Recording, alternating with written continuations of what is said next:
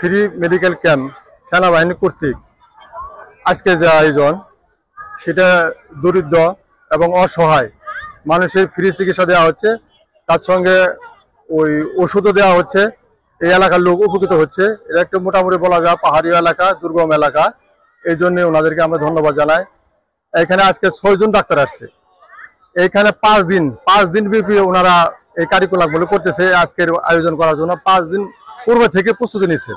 আমরা বড় ডাক্তার আছে দেখাতে আছি বিনি বসেই টেহা না গেনা পয়সা না গেনা মনে হলেন ঢাকা গেলে টেহা নাগো পয়সা নাগবো, গরিব মানুষ এইখানে ইনো আসছি। আমরা গরিব মানুষ, ঢাকা এলাকায় কোনো চিকিৎসা হয় না। সেনাবাহিনীর আসি ভালো ডাক্তার নিয়ে আসি, ভালো চিকিৎসা করছে। আমাদের জন্য খুব দয়া করছে সেনাবাহিনীরে, তাগরে আল্লাহ বেঁচে রাখুক।